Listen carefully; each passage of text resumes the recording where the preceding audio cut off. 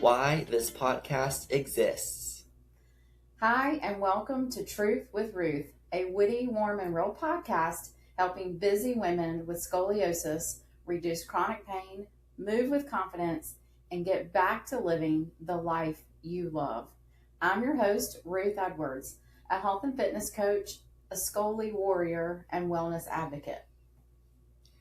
I'm your co-host, Evan Edwards, and creative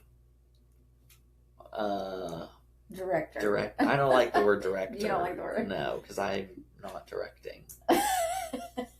No, but you help keep things in line like they're supposed to be. All right, tell our listener what they're going to find out by the end of this episode. By the end of the episode, you're going to know that scoliosis is part of your story, Ruth's story, but it does not define who you are. You are not just a diagnosis, whether it be scoliosis is what we're talking about today, but anything else that is alongside that. You are a whole person, and you have dreams, goals, passions, and a life that's worth living. Secondly, there is no magic pill, perfect existence, or one-size-fits-all solution. Managing scoliosis and chronic pain is about building your toolbox and learning what works for you and your unique body. And third, movement is not something you should be afraid of. Your body was created to move. It may need a little more understanding and a little more patience and a little more strategy. But movement is part of how you regain confidence and get back to doing the things that you love. This is exactly why my mom, Ruth, is shifting focus of this podcast to help you reduce chronic pain, move with confidence, and get back to living the life that you love. Thank you, Evan. I appreciate that. So we're going to start with a pain scale check-in. So what is your pain level today? On a scale from 1 to 10, 0 or 1 being no pain or just a little bit, to 10 being the worst pain imaginable. And this is related to your scoliosis. So no matter what your pain level is today, though, this episode is especially for you. Why? Because you're going to find out that you're not alone and that there is some hope. If you've found this podcast because you have scoliosis and you're tired of living with chronic pain, I want you to know something right away. You're in the right place, and more importantly, you're not alone. For years, I did think that I was one of the few people trying to figure this all out. Every doctor's appointment felt different.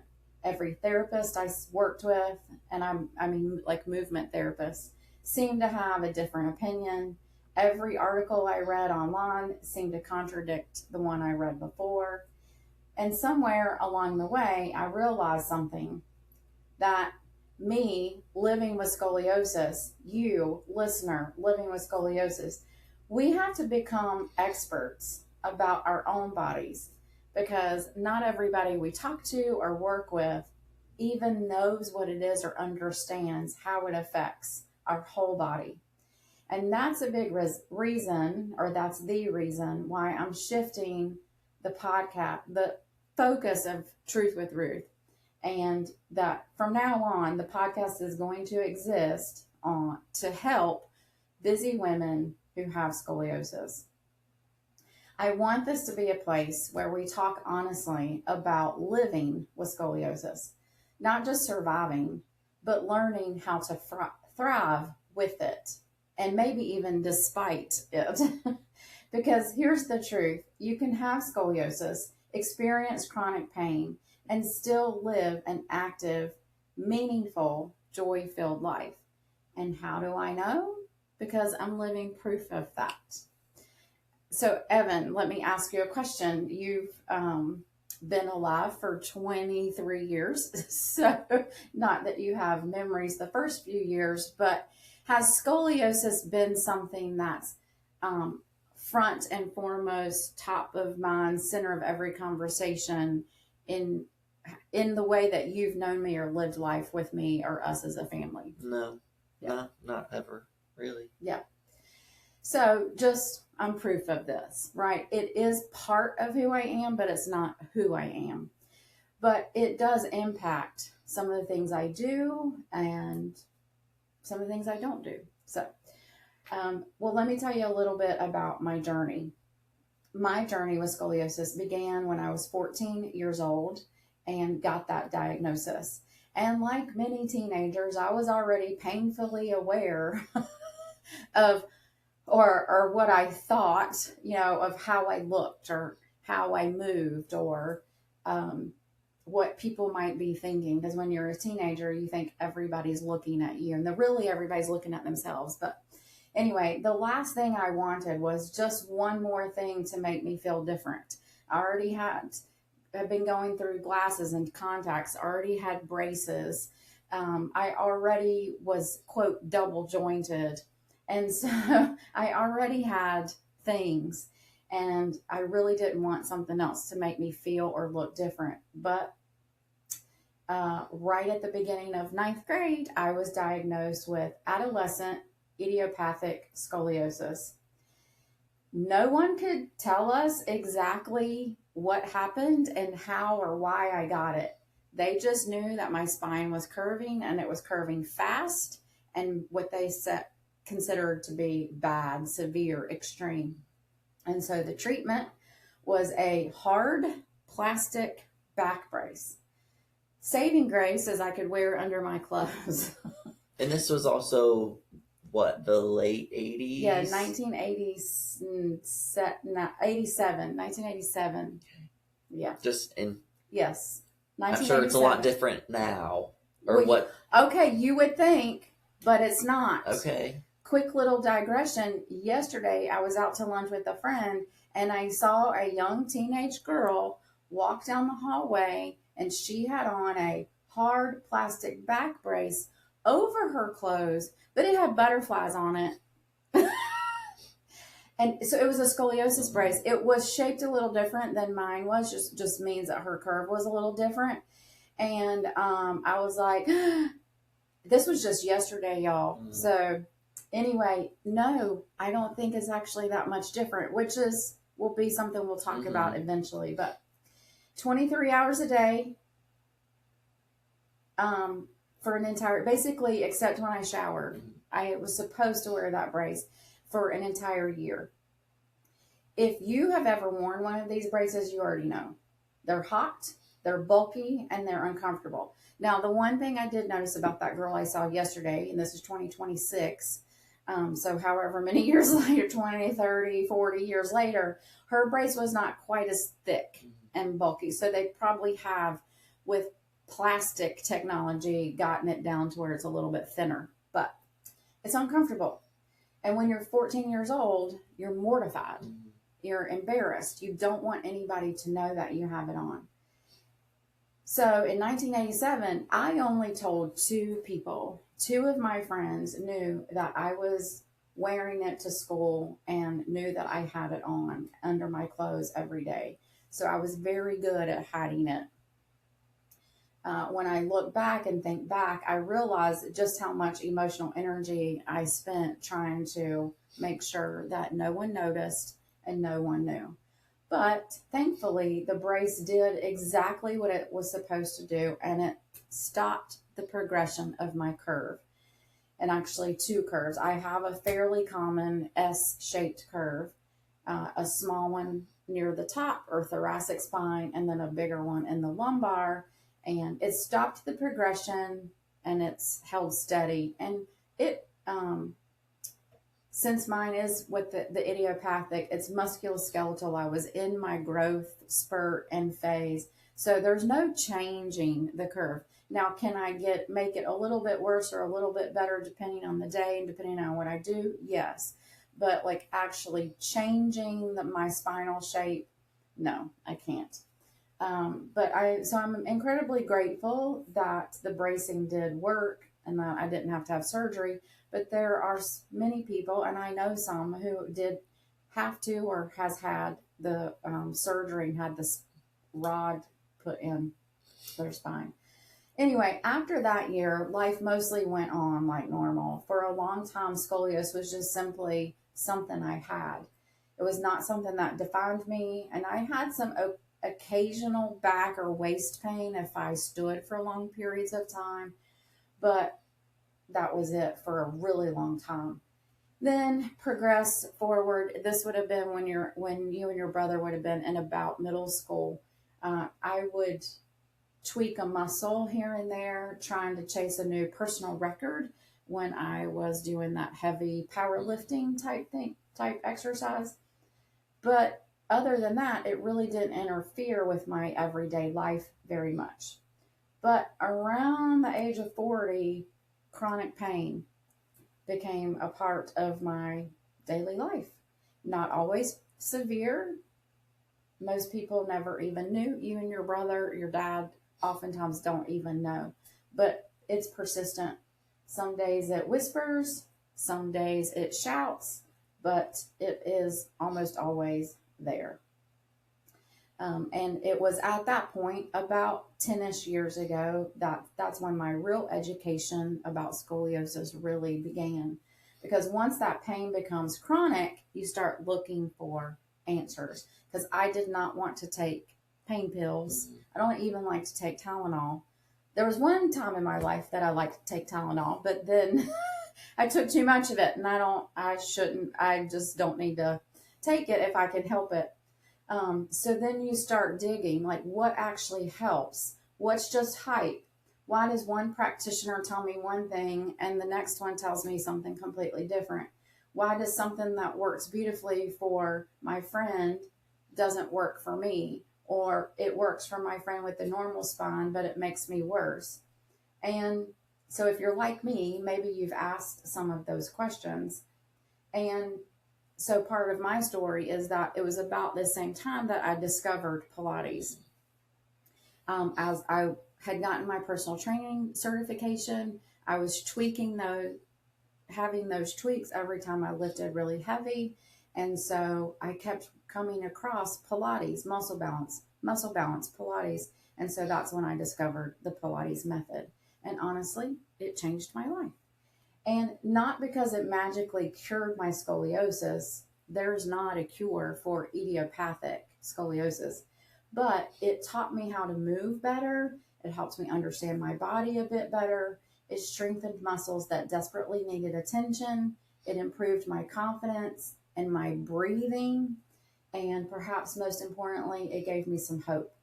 And over the years, I've added some other tools: physical therapy, certain kinds of it, medical massage, chiropractic care, and I still rotate through those very regularly because each one helps me in a different way. And I call them my dream team.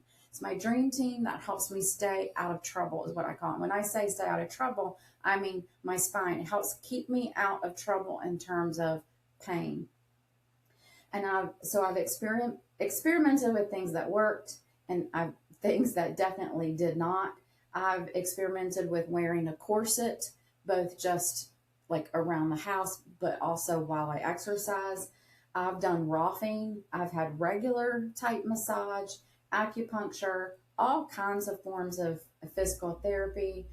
Sometimes I still do use cupping. Sometimes I pull out the massage gun, sometimes the TENS unit, and I have a big toolbox.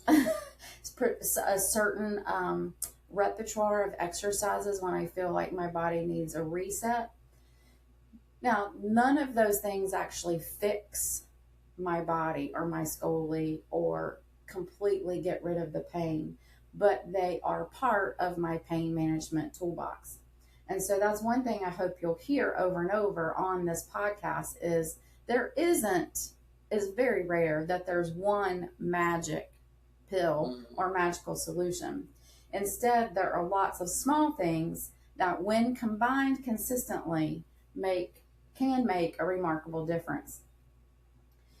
And I don't know about you, but one of the biggest frustrations that I've experienced is working with healthcare providers who simply don't understand scoliosis. And not because they're not intelligent, not because they don't care. They just don't understand what it's like when your spine isn't built like the one in the textbook. And sometimes, so much of the time, they treated me as if I didn't have it. So I can tell you so many stories of it's you fill out your health questionnaire, your form. It's always on there. Yes, I have scoliosis, or whether they ask or not, I always put it on there. And then you go talk to them, and they either skip right over it or they might ask a question or two about it. And then what ends up coming out in the conversation at some point is, well, I don't really know what to do with that, so I'm just going to treat you like I would everybody else. And so one of the things I learned through lots of trial and error is that's not helpful. that's not a good method.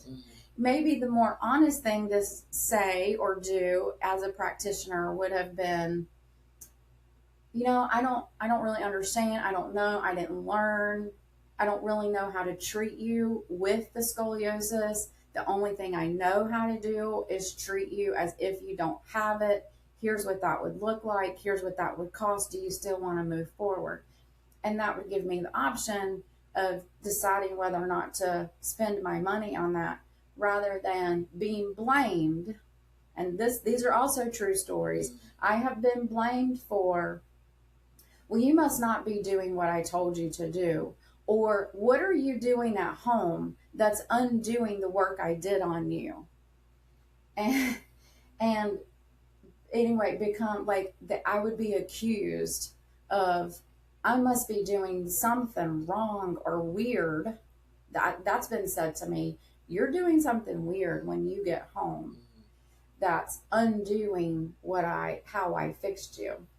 And so anyway, what I'd like to say now is, maybe you just don't understand scoliosis, and maybe you just don't understand that it makes me different, and it means you can't treat me the way you treat everybody else. So can I laugh about it now? Yeah, a little. I still get frustrated, and at the time, incredibly discouraging and incredibly, well, we'll just go with discouraging, because like to be blamed or accused of, you must be doing something at home. Well, whatever. Okay. Scoliosis is not just a crooked spine. These are the things I've learned. It does change how your body moves from head to toe. My joke with my physical therapist and my chiropractor is I zigzag down my body. So my pain points or my tight spots, it's right shoulder to left, like middle lower back, to right hip to left knee to left ankle. Oh wait, throw the right elbow in there too. I mean, literally for me, it's right, left, left, left. Like that's how it moves down my body. So it changes how you move because it does infect the entire kinetic chain. It's all connected. So the way you breathe, the way your shoulders move or don't move, how your ribs rotate or won't rotate, how your pelvis sits, your hips, your knees, your feet and ankles, because everything is connected. And so when you begin to understand that and wrap your head around it, so many other things start to make sense. And so that's one of the reasons why I wanted to shift the focus of this podcast. I don't want you spending so many years trying to piece all of this together on your own. I want to share some of what I've learned, the wins, the failures, the research, the practical tips, the questions you can ask your healthcare providers, the exercises that have helped me, the ones that haven't. We can talk about movement, strength training, even, yes, Pilates, walking, recovery, sleep, nutrition, stress, mindset, pain science. We'll tackle the myths that continue to circulate online and even among the medical community still today. We'll sort through what's evidence-based and what is simply good marketing. And every once in a while, I'll probably climb up on my soapbox for a little Ruth's rant. Because there are a few things in the scoliosis world that deserve some honest discussion. And here's something else I want you to know. I refuse to let scoliosis define what I'm capable of. Yes, I live with chronic pain, but I also refuse to let it take me down. I teach group fitness. I teach Pilates. I manage a group fitness program. I podcast. I garden. I bake sourdough. I preserve food. I spend time with my chickens, my dog, and my family. I walk. I swim. I enjoy being active. I've even completed dozens of Spartan races. Yes, those muddy ones with rope climbs, walls, and buckets full of rocks. And you know what? It hurt. And I was sore and muddy and dirty. But would I do it again? Probably, because scoliosis might influence how I prepare, how I recover, and how I train. But it doesn't get to decide whether I participate in the life that I want. And so that's the message I hope you'll take away from this podcast. The goal is not perfection. It's not pretending that pain doesn't exist.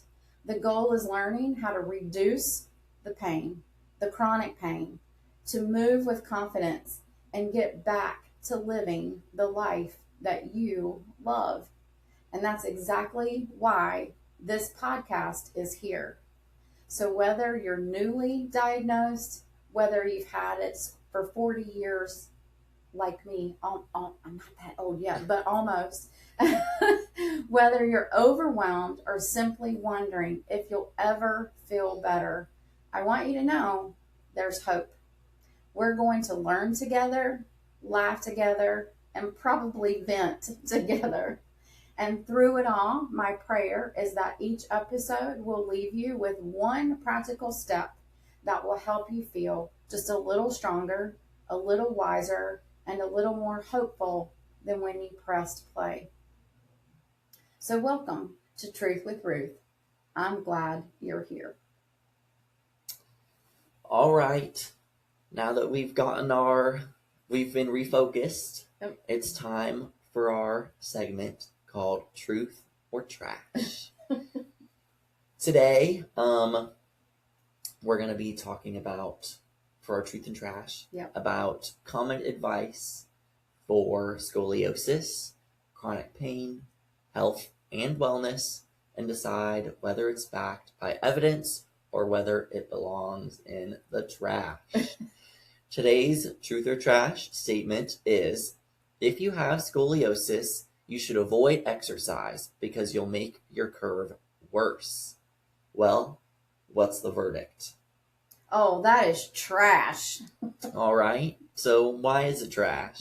This is one of the biggest myths that I've encountered over all my years. And honestly, it is one that can definitely keep people stuck and can actually make their curve worse. Avoiding exercise can make your curve worse. Not, how did it say it? If you have scoliosis, you should avoid exercise. No, that is trash. You should be exercising. And I can understand where it comes from, because if you're living with chronic pain, movement can feel scary. You may have been told you should take it easy. Maybe you did a workout and it left you so sore that you couldn't move and you thought, oh, maybe I just shouldn't do that. So I get it. I've been there. But the good news is that for most people with scoliosis, exercise is not something to fear. It's actually one of the most powerful tools we have in our toolbox for managing the pain, improving our function, especially those tight spots, and building our confidence. And so notice what I said, though, managing pain. I didn't say anything about a cure, because exercise is not going to magically straighten your spine. If it did, we'd all be doing it.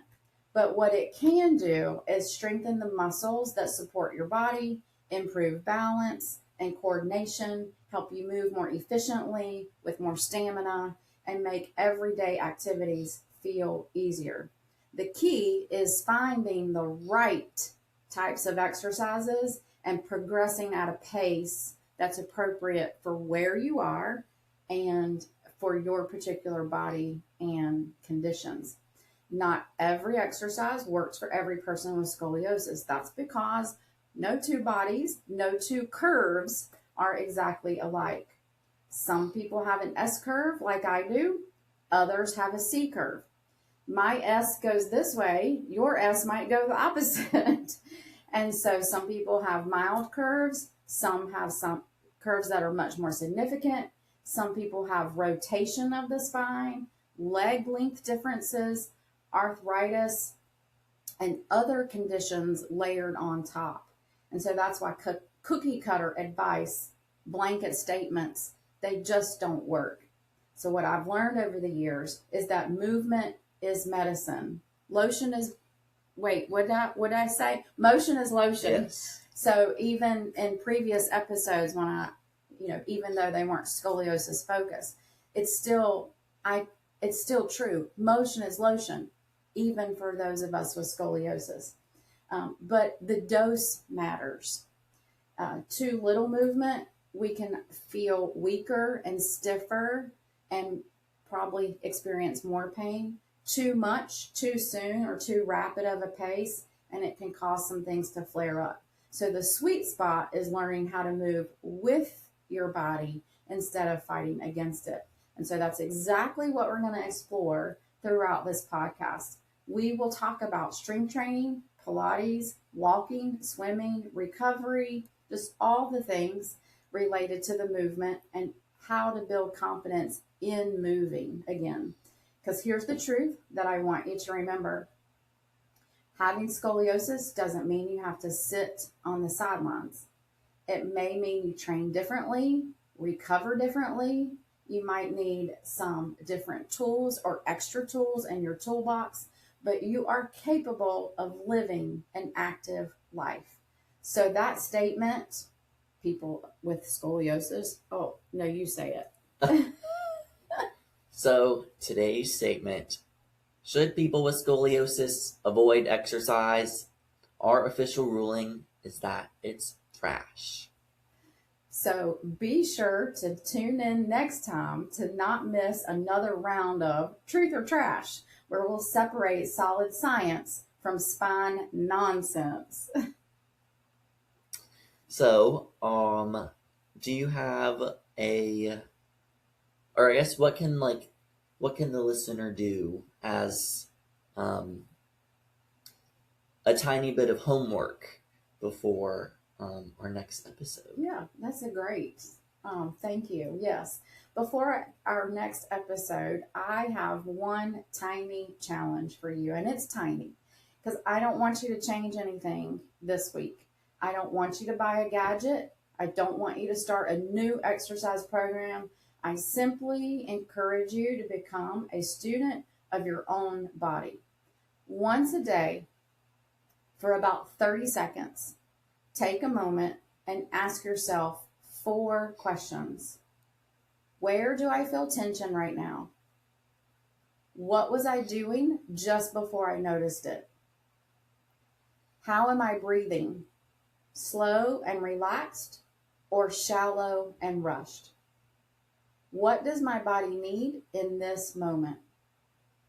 And if you don't remember those questions, it's okay. Just take a moment, 30 seconds, and check in. How does my body feel? Where do I feel tension? And how am I breathing? Breath is going to become very important throughout this podcast. But that's it. No judgment, no trying to fix anything. Just notice you and your body. One of the biggest lessons that scoliosis has taught me is that our bodies are constantly giving us information. The more we learn to listen, the better choices we can make. So this week, I just want you to become curious instead of critical. I'll be doing the challenge right along with you. I actually already have been and already have my takeaway, but I'll save it for next week. And in the next episode, we'll build on what you've discovered. So, I guess to maybe circle it back to the beginning, when you were first diagnosed with scoliosis, when you're 14, I guess, what would you tell her today, your 14-year-old self? What would you say to her almost 40 years later? That sounds so terrible. 40 years ago. Oh my God. Almost. Oh my not God. there. Not I know, quite almost, yet. but still. Oh my gosh. I'm how old? I don't know how I got here. Okay, anyway, here's the question is, what would I tell my 14-year-old self, especially right after that diagnosis? I would say, I know you're embarrassed by that bulky back brace. I know you feel different. I know you're worried that everyone is staring at you, even though hardly anyone knows you're wearing it. But listen to me. You're stronger than you realize. The brace is not going to take your future away. It's actually protecting your future. And one day, you're going to be the one teaching fitness classes. You're going to be a Pilates instructor. You're going to run obstacle course races, carry heavy buckets of rocks up muddy hills, and even conquer that rope climb that you were so sure you would never get. Will you have chronic pain? Yep. But pain won't get the final word. You'll learn how to manage it. You'll become incredibly in tune with your body. And one day, the very thing that makes you feel so different will become the reason you're able to encourage thousands of other women who are walking the same road.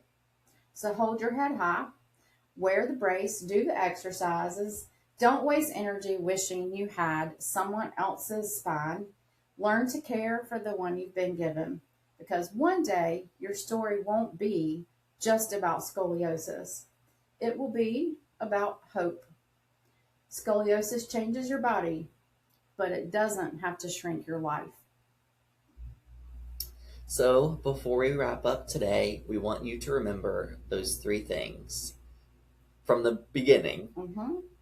First, your scoliosis is part of your story, but does not define your story. You are a whole person with dreams, goals, passions, and a life worth living. Second, there is no magic pill, perfect exercise, or one-size-fits-all solution. Managing scoliosis and chronic pain is about building that toolbox and learning what works for your unique body. Third, and finally, movement is not something you should fear. Remember our truth is trash. Your body was created to move. It may need a little more understanding, a little more patience, and a little more strategy, but movement is part of how you regain confidence and get back to doing the things that you love. That's why this podcast exists, to help you reduce chronic pain, move with confidence, and get back to living the life that you love. Be sure to turn in on Fridays for my short and sweaty episode, Ruth's Rant, for both free workouts and exclusive content for members, including workouts that will work for scoliosis, and it's all on demand. Join my Patreon channel at Reignite Health and Fitness. Patreon is available via their website at patreon.com or their free app. Until next friend. That would be until next time. That would be where I smush words together. I do that, y'all. I like to smush words together. That's one of my hallmarks as a group fitness instructor. I make up new words because I smush them together. So, until next time, warrior friend, remember that scoliosis changes your body, but it doesn't have to shrink your life.